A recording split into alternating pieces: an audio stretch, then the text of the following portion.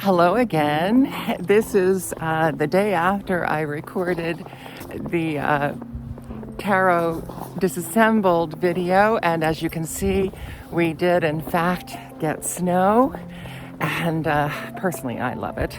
We don't usually get much snow here on the eastern shore of Maryland, and this is my kind of weather. So I just wanted to take a moment today to talk about the other deck that I've been using this week, if I can get it out of my pocket. The Curious Travels Tarot. Now, there have already been a lot of videos about this deck, and I have not heard from anyone who doesn't absolutely love it, and I can see why.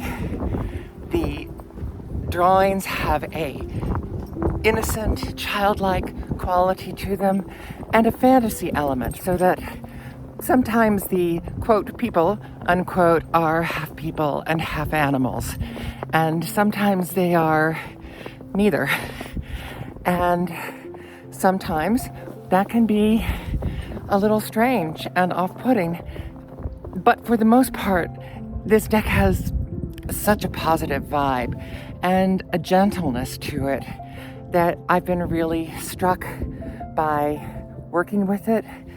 I knew anyway, once I opened it, that it would become one of my favorite decks.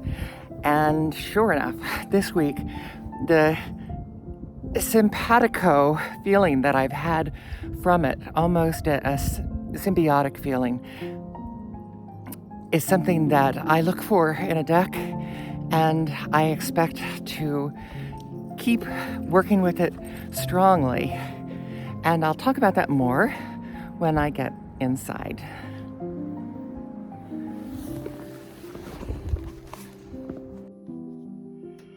So here we are with the Curious Travels Tarot deck by Amelia Rozear.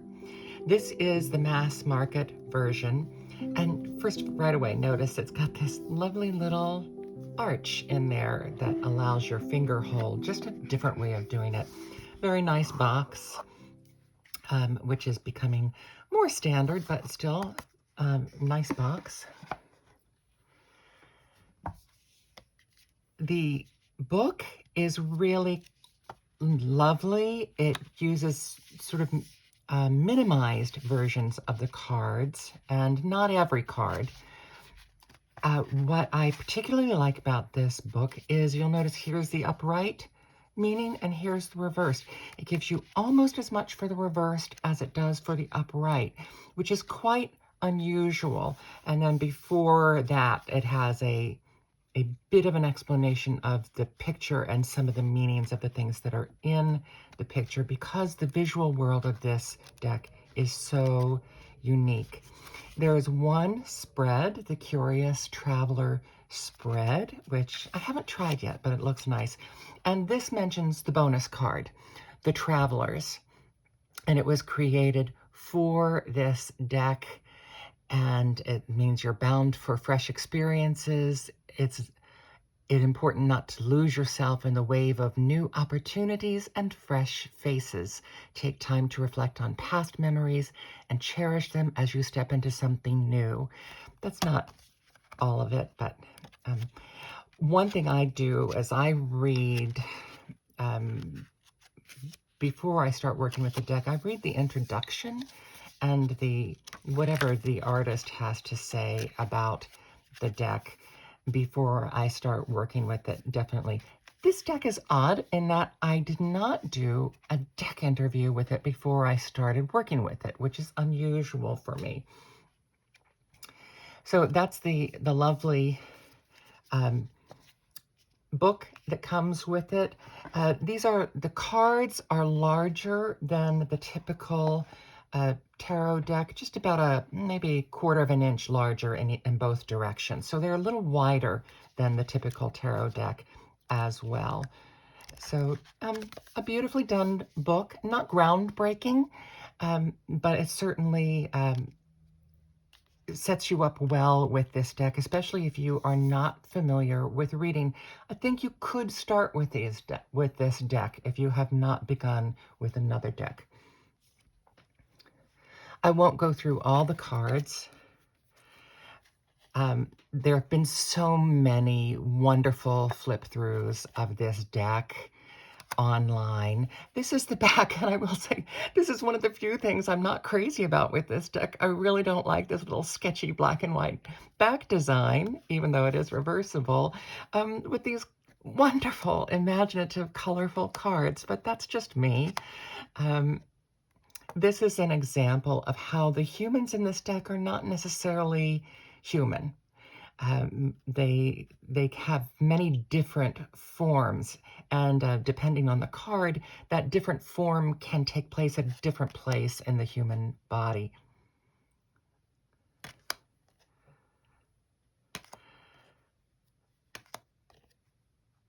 What is gilded on each card has a specific meaning in that card, or it's something to draw attention to.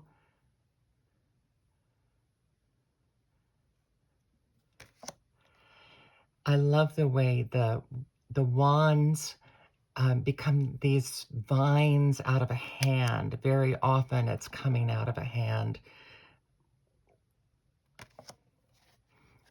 And then you see here, this is the Pentacles. This is the Queen of Pentacles, but you sort of have, she's almost sitting in one of those hands. So we have a unity amongst the imagery, weaving in and out between the different suits. You can see that not all of these cards are bright and fun. There is a darkness to them when it's appropriate. One of my very favorite cards. I just think she's adorable. This is typical of the human imagery in this deck, in that it's a rather sparse image and indeterminate.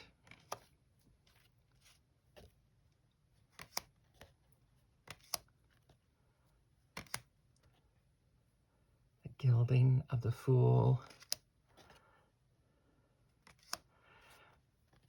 The court cards of each deck is often where you see the human creature, the human becoming more of a creature. Interesting that these, the royalty in the cup suit are often have like a lot of little fish feeding off of them, or here holding seashells.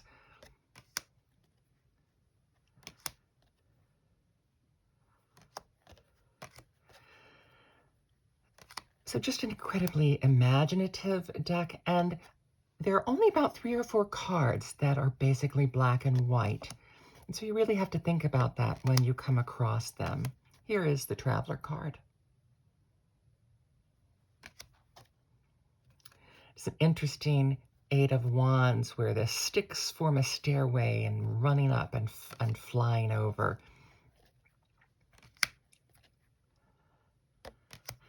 So as I said, I won't go through all of these. There are so many wonderful flip-throughs of this deck and this incredibly inventive art. 9 of Pentacles, as I've said before, is always a card I look for. And I came to the term contented glamour is something that I sort of look for in the 9 of Pentacles. And this has it. It's almost like a fashionable flower dress. The cardstock is linen finish, and it's I'd say a lighter side of midweight cardstock.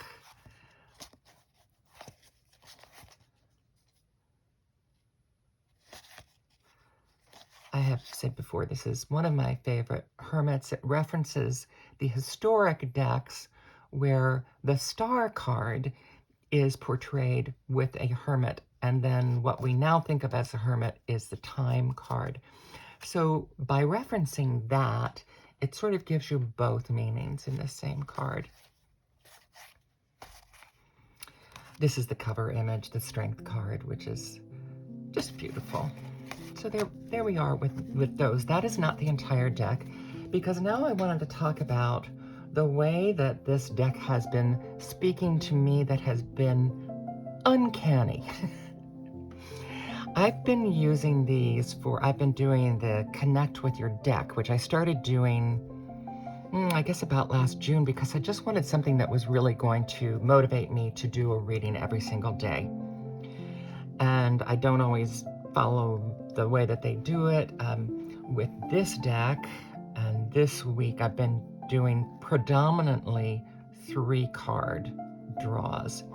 Now, with Connect with Your Deck, there are monthly themes, so the questions can be a little similar.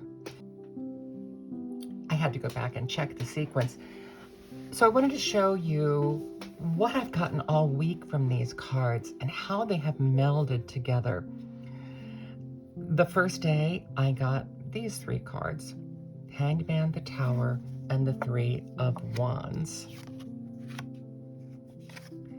The next day I got completely different cards, but the message in relationship to the question was almost exactly the same. 8 of Swords, 3 of Swords, and the Sun. The next day I had the 7 of Pentacles, the Tower again, the Magician, and I pulled 4 cards this day, so I also had the Hanged Man again.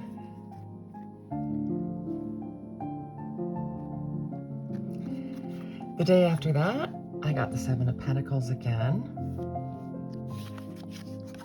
the Devil, and the Magician again.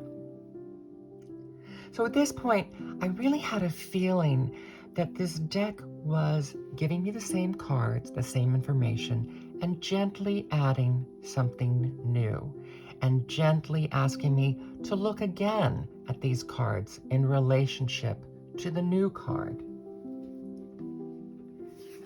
The next day, the Ace of Swords, the Lovers, and the 6 of Swords. The day after that, the 6 of Swords, the Knight of Cups, and the 2 of Pentacles.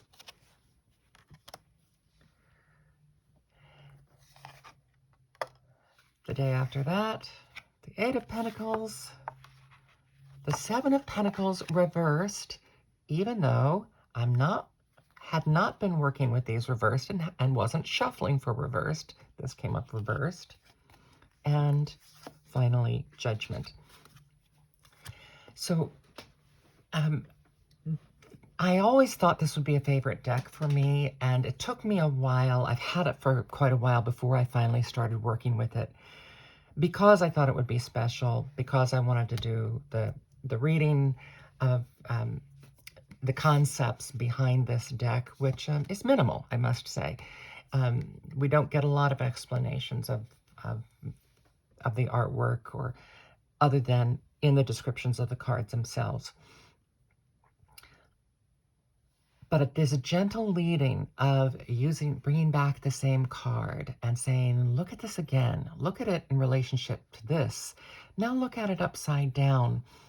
This is something that will bond me with this deck. This week, working with this deck, this is the kind of thing that I look for. I've talked to some other readers, and they say that this was just incredible week of this repeated cards and referencing. And by the way, because of this, especially, I did even better than normal shuffling. So these repeated cards were not because I was just throwing them back on top and dealing them out again. So, and it's quite unusual to get a string of readings. As I said, I've been doing Connect with Your Deck. I've been doing that with other decks, and every once in a while, a deck would give me the same card the next day, but never have I had these repeated handful of cards over and over in different assortments through the week. So I thought that was something that was very fascinating. And for me, it's something that's endearing to me about this deck. It's something that is meaningful and will bump it up in terms of being one of my favorites, because I'm always looking for a deck that has a special connection with me, in addition to the fact that I just like the cards. And this did it for me. I hope you found that interesting. I'd love to hear if you've had similar situation with a deck that you are working with and getting to know. So by any standard, it's a beautiful deck, created thoughtfully, very strong in the Rider-Waite-Smith symbolism. If you can read Rider-Waite-Smith cards, you could pick this up without even picking up her book, but do, because, especially because, as I said, she gives you a lot more for the reversals. The Curious Travels Tarot Deck by Amelia Rozear. Thanks for sharing this time with me. I'm Cara from Cara Tarot. Have a beautiful day.